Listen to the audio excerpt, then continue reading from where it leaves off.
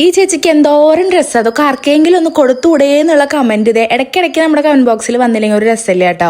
അപ്പം ഞാൻ കാണാറുണ്ട്, പലതിനും ഞാൻ റിപ്ലൈയും കൊടുക്കാറുണ്ട്. ഒരുപാട് തവണ ഞാൻ പറഞ്ഞിട്ടുള്ളതാണ്, ഞാൻ അങ്ങനെ ഡ്രസ്സ് ഇവിടെ എടുത്ത് വെക്കാറില്ല.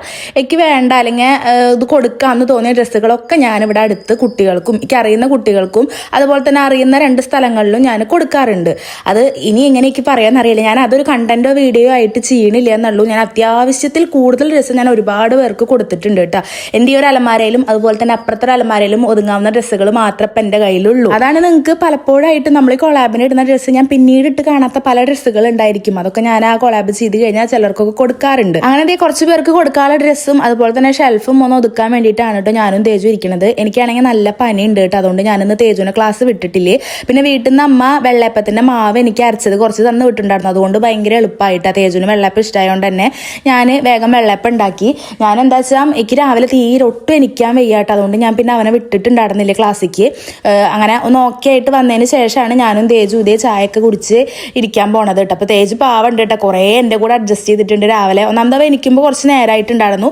പിന്നെ ഞാൻ അങ്ങനെ ഇരിക്കണ നേരത്തായിരുന്നു ഞാൻ ആ ഡ്രസ്സ് കൊടുക്കുന്ന ഒരു ടീം ചേച്ചി വന്നിട്ടുണ്ടായിരുന്നത്. അപ്പോൾ മോളെ ഡ്രസ്സ് എന്തെങ്കിലും ആയി ഉണ്ടോ ചോദിച്ചപ്പോൾ സത്യം പറഞ്ഞാൽ എനിക്ക് വെയ്യായിരുന്നു കേട്ടോ. അപ്പോൾ എങ്ങനെ ഞാൻ ഇല്ല അല്ലെങ്കിൽ പിന്നെ തരാം എന്നിങ്ങനെ പറയാന്നുള്ളൊരു ചടപ്പ് കാരണം ഞാൻ ആ വെയ്യാത്തോടെ തന്നെ ഇരുന്നിട്ട് 2 ഷെൽഫും ഒക്കെ പൊളിച്ചടക്കി എടുത്ത് ആവശ്യമില്ലാത്തതും ആവശ്യമുള്ളതായ ഡ്രസ്സുകളൊക്കെ ആക്കിയിട്ട് സാധാരണ ഞാൻ 2-3 കവറിലാക്കിയിട്ടാണ് ചേച്ചിക്ക് കൊടുക്കാറ്. അപ്പോൾ ചേച്ചി ഇപ്രാവശ്യക്ക് ഒരു ചാക്ക് തന്നു കേട്ടോ. മോളെ ഈ ചാക്കിൽ എങ്ങനെയും കുത്തി നിറച്ച് വെച്ചോ, ചേച്ചി നോക്കിയിട്ട് വന്നിട്ട് എടുത്തോളാന്നും പറഞ്ഞിട്ട്. അപ്പുറത്തതേ നിവേദം ലീവാണെന്ന് കേട്ടോ, അതുകൊണ്ട് തേജുവിന് കളിക്കാൻ ഒരു കൂട്ടുണ്ടായിരുന്നു. അവ അങ്ങോട്ട് കളിക്കാനും പോയി. ഞാനിതേ കുറച്ച് കഞ്ഞി എടുത്ത് കുടിച്ചിട്ട് ഒന്ന് കുളിച്ച് റെഡിയായി ഒന്ന് ഉഷാറായപ്പോൾ ഞാനിതേ കുറച്ച് കഞ്ഞിട്ട ബീട്രൂട്ട് ഉപ്പേരിയും കഞ്ഞിയും പിന്നെ ഉപ്പിലിട്ട നാരങ്ങയില്ലേ അതും കൂട്ടിയിട്ട് ഇതേ കഴിച്ചു. പിന്നെ ഞാൻ കുറച്ചു നേരം കിടന്നു കേട്ടോ. കുറച്ചു നേരം രാവിലെ തൊട്ട് ഞാൻ ഈ തുണി മടക്കലും ഒതുക്കലും ഇതൊക്കെ ആടന്നു. പിന്നെ തേജു നല്ല ഹെൽപ്പ് ചെയ്യാണ്ടായിരുന്നു കേട്ടോ. ഓരോ തുണി എനിക്ക് എടുത്തേരും, ഞാൻ ഇരുന്നിങ്ങനെ മടക്കുക ചെയ്തായിരുന്നേ.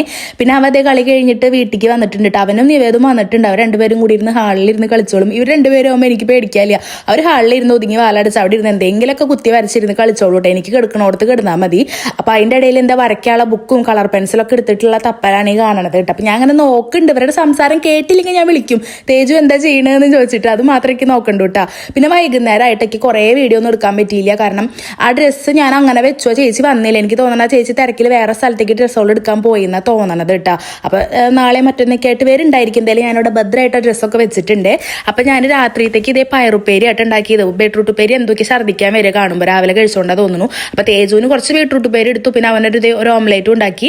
അങ്ങനെ ഞാനും തേജും ആദ്യം ഞാൻ തേജുവിന് ചോറ് കൊടുക്കാട്ടോ ചെയ്ത്. അതിന് ടേസ്റ്റ് നോക്കട്ടേക്ക് വായിക്ക് വലിയ രുചിയൊന്നും അറിയണില്ല. അപ്പോൾ ഉപ്പും ഇതൊക്കെ ഉണ്ടോ എന്നൊന്ന് ജസ്റ്റ് നോക്കി പിന്നെ അവനും കൊടുത്തു കേട്ടോ. അപ്പോൾ ഇന്നത്തെ വീഡിയോ ഇത്രയുള്ളൂ കേട്ടോ. നമുക്ക് അടുത്ത വീഡിയോയിൽ കാണാവേ. ബൈ.